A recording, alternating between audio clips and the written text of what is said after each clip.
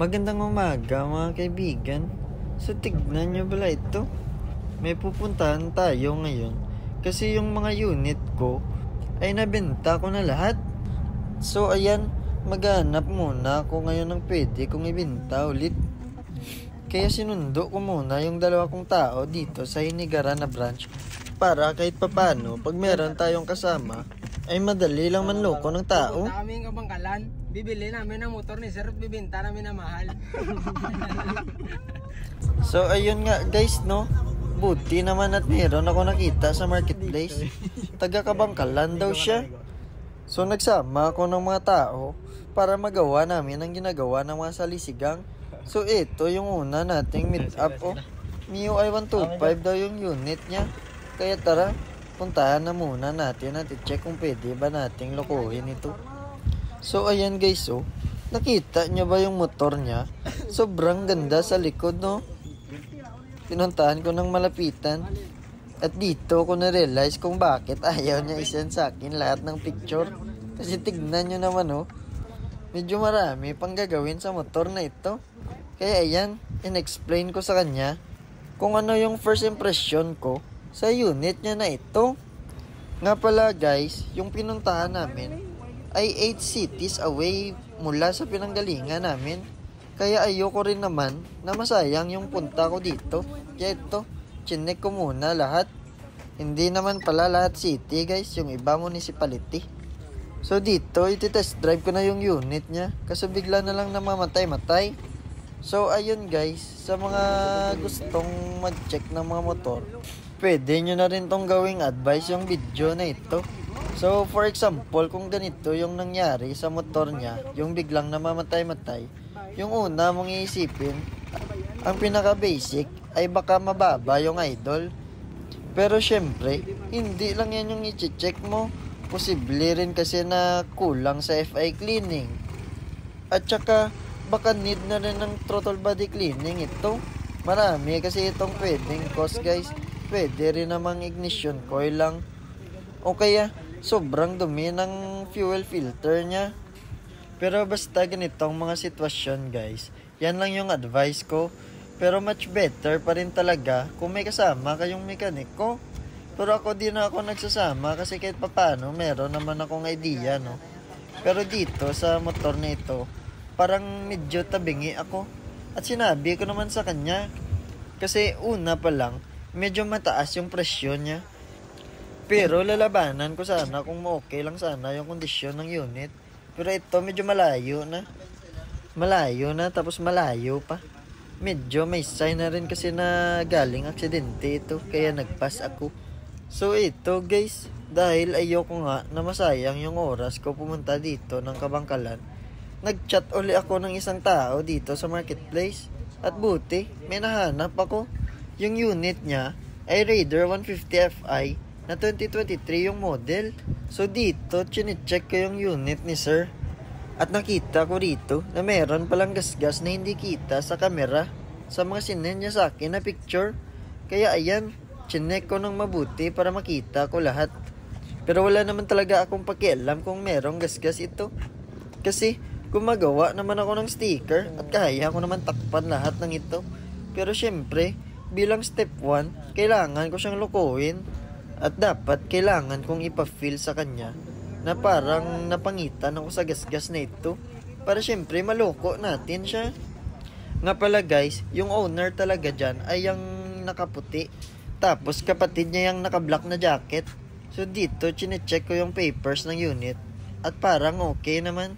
At saka yung kondisyon ng engine, sobrang sariwa pa. Sobrang ganda pa nito guys. Pero syempre, para magatasan natin sila, di natin ipapakita na interesado tayo sa unit nila. So dito guys, nagtatawad na kami kung anong pwede naming itawad sa kanya. At sinasabi ko na lahat kung anong pwedeng sabihin para maloko siya. Kaso nga lang, meron akong isang problema. Kasi si sir, yung may-ari na naka-white, ay hindi makapag-decide. Bawat tawad ko ay parang papayag na siya. Pero yung kapatid niya na naka-jacket na black ay siyang nagde-decide na wag daw ibigay. So sabi ko, sino ba talaga yung katransaksyon ko sa inyong dalawa? Bakit papayag na yung may-ari tapos yung kapatid ayaw naman? Tapos bigla na lang nagsabi yung kapatid niya na ibibigay niya daw yung tawad ko pero di niya raw ibibigay yung stock mugs. Kaya sabi ko, parang mahirap yung transaksyon natin na to. Kasi iba yung nagde-decide, hindi yung may-ari. Kaya sabi ko sa kanila, eto sir gagamitin ko na yung panibago kong teknik. Kaya syempre, paunahay lang manidungan. Kaya sinabi ko sa kanila, okay sir, if ever na ayaw nyo sa offer ko, okay lang naman. Kasi gagala na lang kami dito at mag-enjoy, tsaka uuwi. Pareho lang kaming talo guys kasi medyo malayo rin yung pinanggalingan nila. Tapos nag-rent pa sila ng tricycle para mabigay yung mga stock na parts nito. Pero nakita ko bigla sa mukha ng owner talaga na gusto niya na talagang ibigay yung unit na ito. Kaya sinabi ko sa kanya mga buy and sell techniques ko. Sabi ko sir, ibigay nyo na yan sa presyo na hinihingi ko. Ako nang bahala sa papeles nito. Pipirma ka na lang. Yan lang yung ma-offer ko sa inyo. At kung ayaw nyo, di uuwi na lang tayo parehas. Okay lang naman sa akin yan. Kasi magkakape na lang kami dito. Marami naman pwedeng puntahan dito. At dito nakikita ko na effective yung mga pinagsasabi ko. Kasi parang nasayangan si sir na makipag-transact pa ulit sa iba. At syempre, sayang din yung oras niya. Kasi yung pinanggalingan nila, 2 city pa mula sa meet-up place namin dito. Kaya kanina pa talaga, ibibigay na sana ni sir ito. Kaya dito, nakita ko, sabi ko, checkmate ka na sa akin. Ito na yung mga didobsel, permahan mo na sir, kasi ako nang bahala lahat niyan. Actually guys, sobrang daling kausap ng may-ari na ito. Kaso nga lang, hindi siya makapag-decide kasi iba rin yung desisyon ng kapatid niya. Pero as a buyer, okay lang naman sa akin. Kasi sa kanila pa naman yan eh. Sila na bahala mag-decide kung ibibigay nila sa akin o hindi. Yung sa akin lang, kailangan ko rin ito tawaran para mabinta ko rin ito ng mahal. So dito, pumipirma na si sir sa dala kong acknowledgement receipt para legal yung pagbenta niya sa akin ito. So dito guys, after ni sir pumirma ng acknowledgement receipt at magpirma ng deed of sale tsaka mga ID niya, ay babayaran ko na siya. So dito, iniisip ko na yung pera, tapos binigay ko sa kanya. At buti naman guys, no? Kasi tumalab yung mga ginawa nating mga teknik. So dito, tutulungan na daw kami nilang iakyat yung Raider 150 Fi sa likod ng pick-up natin.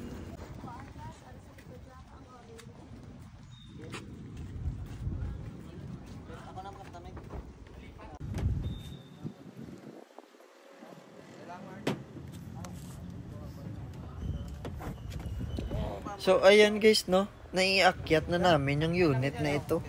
Pero sabi ko, parang kulang ito. Para di masayang yung punta natin dito. What if magkape muna tayo, tapos maghanap pa ako ng isa pang motor sa marketplace na malapit lang dito. So ayan, buti naman at meron akong nahanap na katransaksyon sa marketplace. At syempre, kumain muna kami. So ayan guys, to make the long story short, ay may nakita ulit ako at Raider 150 Fi ulit ito. So syempre dito guys, ganun pa rin yung mangyayari. Gagamitin ko ulit yung technique na ginamit ko dun sa una nating katransaksyon, no. At buti naman at parang naniniwala sila sa mga sinasabi ko. So dito ay nagpaalam na yung anak nila sa kanilang Raider 150 Fi. Sabi ko, huwag kayong mag-alala ma'am at sir. Kasi syempre, aalagaan ko talaga ito. At syempre, ibibenta ko rin agad. Dito ay nagpirma na si ma'am ng mga papeles na kailangan ko. At eto na rin yung mga original na papers ng unit. Tsaka spare key. So dito guys ay kinarga na namin yung Raider 150 Fi nila. Kasi okay naman yung transaksyon namin. At nakapagpaalam na rin yung anak nila dito. Kaya sabi ko sa mga kasama ko, tara na, umuwi na tayo. Kasi marami pa tayong gagawin dito. Ibibenta pa natin ito ng mahal para makapagloko pa tayo ng marami. Pinakain ko muna ulit sila ng hapunan para di nila malimutan yung mga script na binigay ko sa kanila at mga sasabihin nila tuwing may transaction kami. So ito guys, nakauwi na kami. Salamat sa panonood nyo. Bye!